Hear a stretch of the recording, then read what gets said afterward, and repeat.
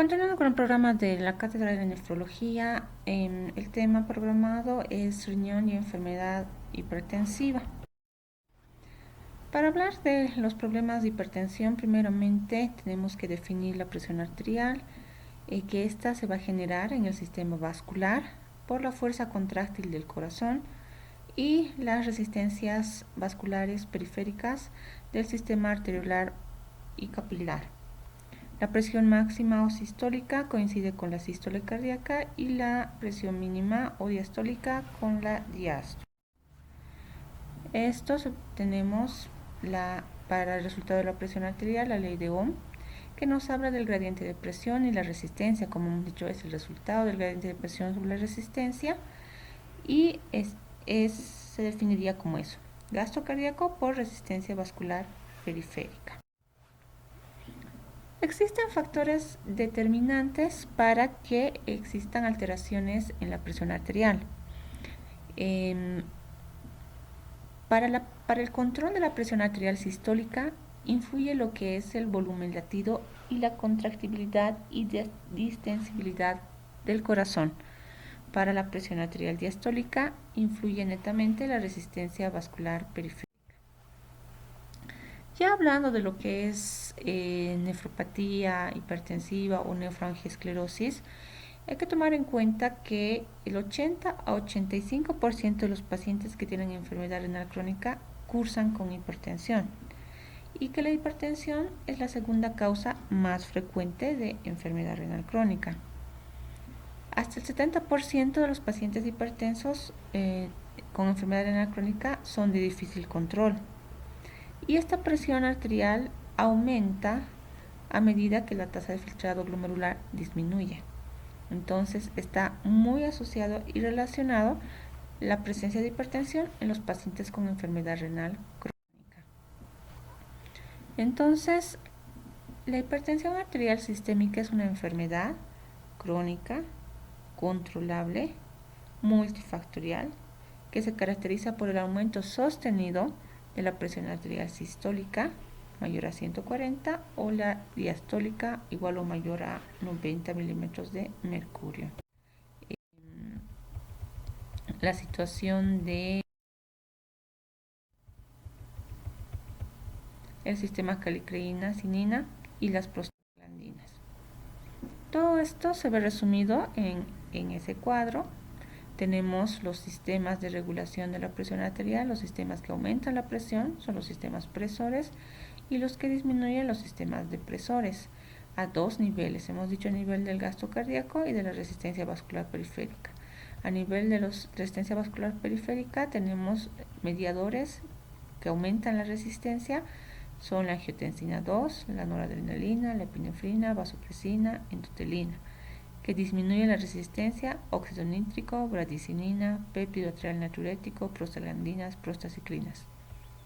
A nivel del gasto cardíaco, que aumentan el gasto cardíaco, aldosterona, mineralcorticoides, vasopresina, aumento de la actividad del sistema nervioso simpático, que disminuyen hemorragia, pérdida de sal y agua y disminución del volumen vascular.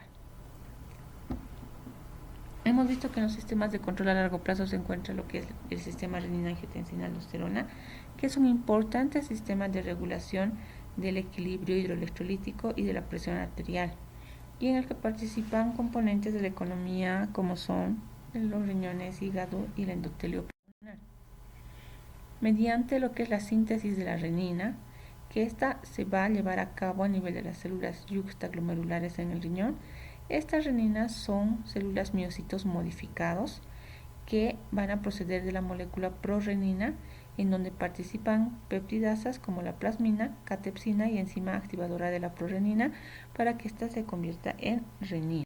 Ahora, para que la renina tenga su efecto correspondiente, tenemos diferentes tipos de receptores. Entonces, en primera instancia, tenemos receptores tipo AT1 y tenemos receptores tipo AT2. Los receptores tipo AT1 se encuentran a nivel de vasos sanguíneos, riñón, corazón, cerebro, útero, adipocitos, ovario, vaso y pulmón. Tenemos el AT1 tipo A y tipo B, el tipo A nivel del riñón hiperganglionar y el tipo B a nivel postganglionar, que cuando tienen interacción con estos receptores, son responsables de la contracción arterial, la contracción de los vasos sanguíneos. En cambio, los AT2, que se encuentran en tejidos embrionarios, pared vascular, glándulas suprarrenales, miometrio generalmente, tienen acción opuesta a los receptores AT1. En realidad producen lo que es aumento de flujo plasmático y produce vasodilatación. Entonces, tenemos aquí en nuestro cuadro la renina mediante lo que es la angiotensina 1 y mediante lo que son las enzimas convertidoras, la enzima convertidora de angiotensina va a convertirlo en angiotensina 2, y esta angiotensina 2 va a depender en a qué receptor va a llegar para que produzca vasoconstricción o para que produzca vasodilatación. Tenemos aquí un resumen de lo que es el sistema renina-angiotensina-aldosterona. Podemos ver cómo a nivel hepático se forma lo que es el angiotensinógeno. Ya por acción de la renina se va a convertir en angiotensina 1. Esta angiotensina 1 por lo que es el endotelio pulmonar mediante la enzima convertidora de angiotensina lo va a convertir en angiotensina 2, y esta angiotensina 2, dependiendo del receptor AT1 o AT2 que tengan los diferentes órganos, va a producir aumento de la actividad simpática, reabsorción de sodio y cloro a nivel renal, retención de agua, a nivel de lo que es la corteza suprarrenal, secreción de aldosterona, en vasos sanguíneos, vasoconstricción arteriolar, lo que va a producir aumento de la presión arterial, a nivel de la hipófisis, secreción de hormona antidiurética, y todo esto condiciona retención de sal, agua, aumento de la volemia y perfusión del aparato yuxtaglomerular de forma sostenida.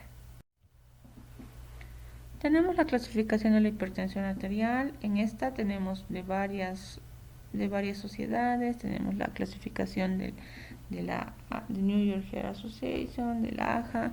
Ya entonces la que más se utiliza es esta, la del séptimo consenso, que también tenemos ahora el octavo consenso, que no ha modificado lo que es los valores de la clasificación. Entonces nos dice normal cuando es menor a 120 de la sistólica y menor a 80 la diastólica. Prehipertensión cuando es de 120 a 139 sistólica y entre 80 y 89 la diastólica. Tipo 1, hipertensión 140 a 159 y la diastólica 90 a 99.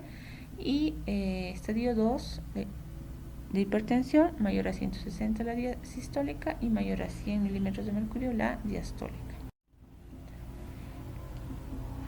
Ya que hemos hecho un recordatorio del control de la presión arterial, los sistemas de control y más que todo lo que es el sistema renina-angiotensina-aldosterona, ahora vamos a hablar de lo que es como tal la nefroangiosclerosis, ya que este término también se utiliza nefropatía hipertensiva, nefroangiosclerosis, nefroesclerosis, que nos definen lo que es cuando un paciente ha llegado a enfermedad renal crónica debido secundario a un cuadro de hipertensión arterial de larga data.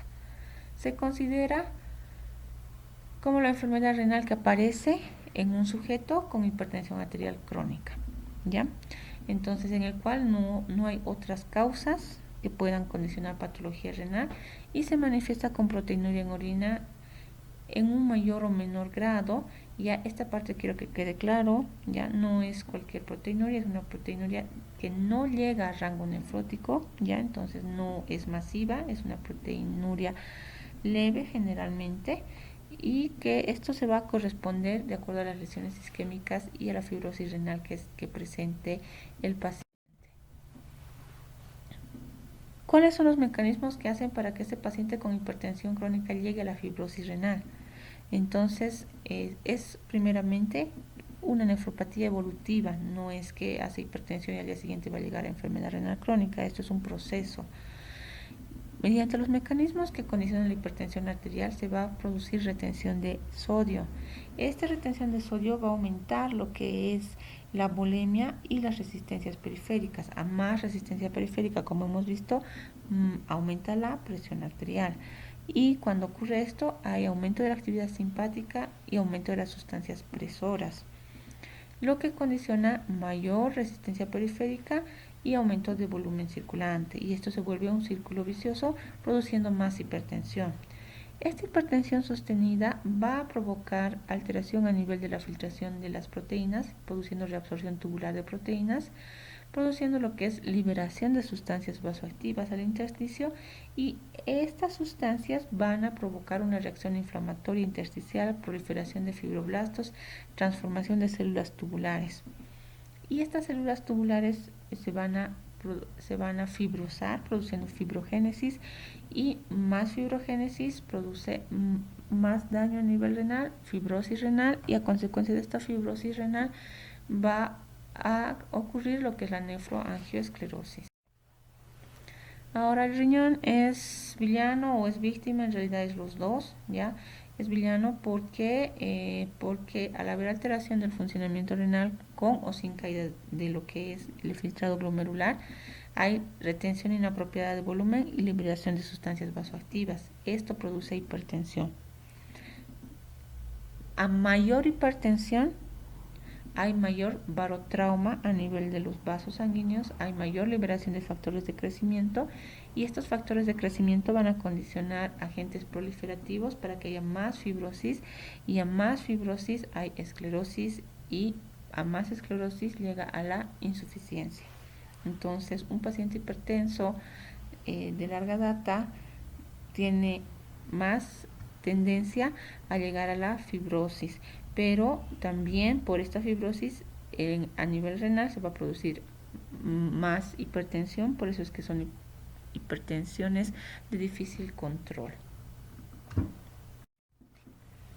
En cuanto al tratamiento de la hipertensión arterial, para que lleguemos a este equilibrio, tenemos que tener tanto en lo que es éxito, en lo que es bajar la presión, para como consecuencia reducir la mortalidad y proteger el órgano diana, en este caso cerebro, corazón y riñón. La hipertensión arterial y la enfermedad renal crónica, tenemos objetivos de tratamiento y tenemos medidas tanto lo que es farmacológicas y no farmacológicas. Yendo a lo que es los objetivos de tratamiento de los pacientes con enfermedad renal crónica, nuestro objetivo es triple. Tenemos que reducir la presión arterial, porque si no reducimos la presión, esto va a perpetuarse en el tiempo produciendo mayor fibrosis. Tenemos que reducir el riesgo de complicaciones cardiovasculares, y en lo que nos queda a nosotros, enlentecer la progresión de la enfermedad renal crónica.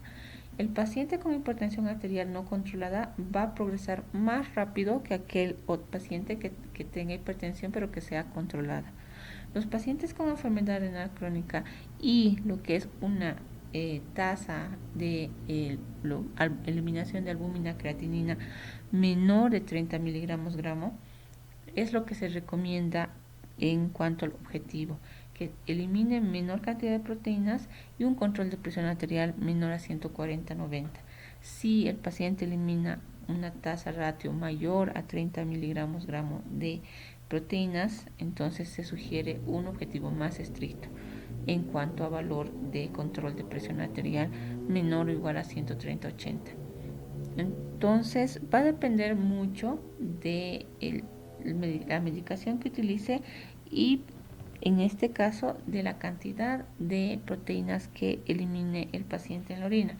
Si elimina poco, entonces puedo permitir presiones más altas, pero si elimina una abundante cantidad de proteínas en orina, tengo que ser más estricto en mi objetivo final de control de presión arterial.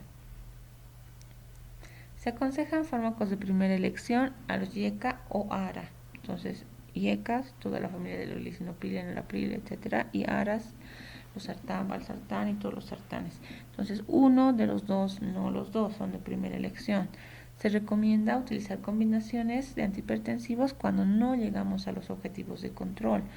Entonces, repetimos cuáles eran nuestros objetivos de control: menor a 140/90 en pacientes que eliminan proteínas menor a 30 miligramos gramo, y un objetivo más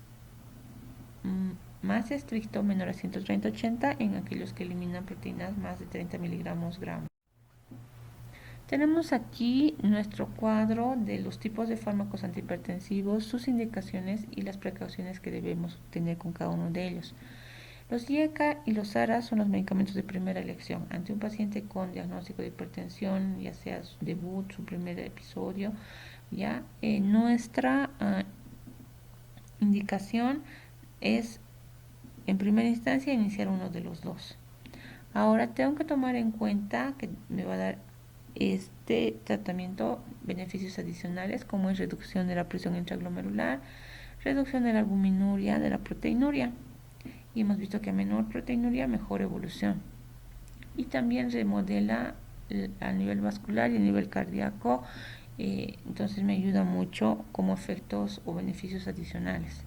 Precauciones en quienes normalmente en aquellos pacientes que tengan una tasa de filtrado muy baja y que en sus laboratorios tengamos ya inicios de hipercalemia.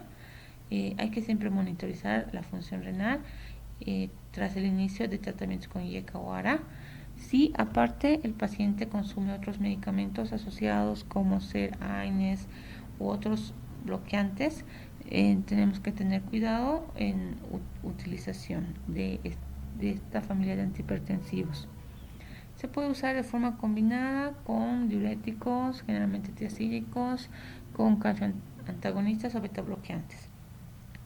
En cuanto a los bloqueantes de la aldosterona, su indicación en las hipertensiones resistentes, insuficiencias cardíacas post-infarto agudo de miocardio, beneficios adicionales igual reducen la albuminuria, precauciones nuevamente, tasa de filtrado y la hiperpotasemia o hipercalemia.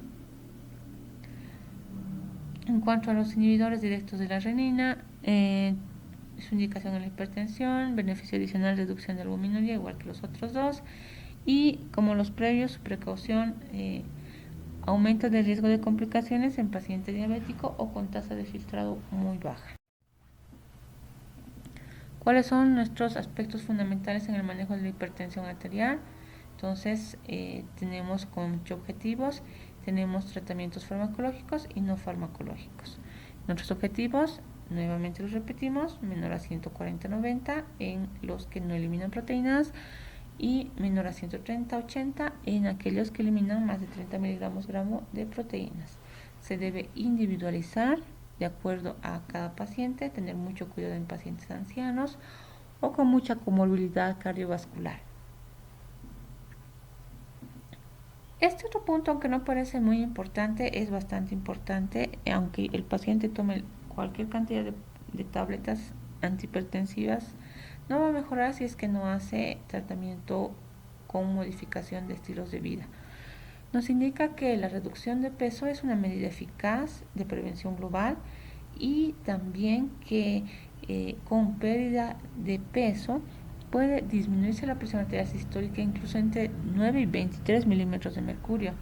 También nos ayuda a disminuir la albuminuria y hay que tener precaución en casos de estadio 5 por riesgo de desnutrición. Pero la reducción de peso es como medida inicial muy eficaz. También la reducción del consumo de sal, nos recomiendan 4 a 6 gramos de sal al día, nos indica que puede reducir hasta 4 a 5 milímetros de mercurio de la presión arterial. Ejercicio físico, no hay estudios al respecto, pero nos indica también que puede ayudar siempre y cuando haga 3 a 5 sesiones semanales de 30 a 60 minutos y puede bajar la presión sistólica entre hasta 6 milímetros de mercurio. Otras, lógicamente, se le va a pedir que deje el consumo de cafeína, alcohol, y lo que más tenemos que hacer énfasis también es en el abandono de lo que es el tabaco, ya, y en aquellos pacientes que tengan enfermedad renal crónica no se recomienda suplementos ni de potasio, magnesio o de ácidos grasos. En cuanto al tratamiento farmacológico, entonces tenemos nuevamente a las otras familias. Hemos hablado de lo que es IECA o ARA como primera instancia. Podemos asociar con lo que son diuréticos, en primera instancia tiazídicos, siempre y cuando tengan una buena tasa de filtrado, porque si su tasa de filtrado es menor de 50 agravan hiperglicemia y en estos casos, si tienen tasas de filtrados bajas, hay que cambiar el diurético tiazídico por uno de tipo ASA. En los de tipo ASA aquí se encuentra lo que es la furosemida, tiene control en lo que es la hipertensión arterial, pero a corto plazo reduce el riesgo de hiperpotasemia. En ahorrador de potasio, su precaución significativamente, si es que tiene hipercalemia, entonces se quita esa medicación. Calcio antagonistas, tenemos lo que es los dihidropiridínicos y los no dihidropiridínicos. Complicaciones, puede provocar efectos adicionales negativos, vasodilatación, también puede provocar generalmente reducción de la presión intraglomerular. Los no hidropiridínicos, de igual manera, reducen, dentro de sus efectos adicionales, además reducen la frecuencia cardíaca. Precauciones: siempre si está asociado a medicamentos como anticalcinurénicos o inhibidores mTOR, no usar con beta bloqueantes. Los beta bloqueantes dentro de esta familia tenemos que tomar en cuenta que están indicados en insuficiencia cardíaca, también efectos adicionales reducen la frecuencia cardíaca, entonces mucho cuidado con eso, y hay riesgo de bradicardia.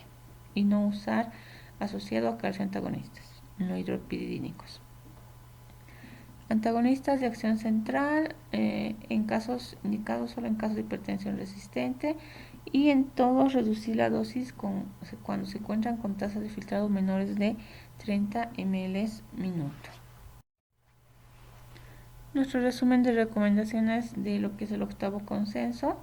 El octavo consenso nos dice que en la población anciana podríamos ser incluso un poquitito más menos estrictos, incluso nos acepta hasta valores de objetivos de 150-90, pero en población anciana y siempre viendo factores de comorbilidad e individualizando.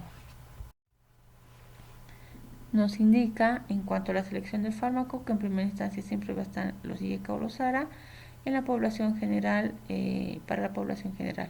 Aquí no incluye lo que es la raza negra, y en aquellos de raza negra nos indica incluir como primera instancia una tiazida o un bloqueante de los canales de calcio. Ahora, en pacientes mayores de 18 años con enfermedad renal crónica e hipertensión, siempre debe incluir el tratamiento IECA, ARA para mejorar los efectos renales. Tenemos aquí los dosis de antihipertensivos. Muchas veces he visto recetas en las cuales dan en horarios inadecuados, dan cada 8 horas, etc. Solamente, como pueden ver, su número de dosis al día es 1, máximo 2. De todos. Para finalizar nuestro algoritmo, adultos mayores de 18 años con hipertensión, implementar intervenciones del estilo de vida como primera instancia, posteriormente buscar nuestros objetivos, nuestras metas, basados en la edad, comorbilidad y si es que elimina proteínas. En pacientes que no tienen diabetes ni enfermedad renal crónica, nuestra meta es menor a 140-90. En pacientes negros se inicia con una tiazida, un IECA o ARA. En pacientes con diabetes o enfermedad renal crónica, nuestros objetivos son menores. Si estamos dentro de la meta, entonces nos quedamos ahí. Si es que no, luego iniciamos lo que es IECA o ARA. Y si es que no controlamos nuestra meta, se refuerza no cambiando el medicamento, sino asociando. Podemos hacer un diurético tipo tiazida siempre y cuando tenga una buena tasa de filtrado, ¿ya? Y si no llegamos ni aún así a lo que es control de la presión arterial, se puede asociar un tercer medicamento. Siempre estos tratamientos no van a ir bien si es que yo no hago modificación en los estilos de vida.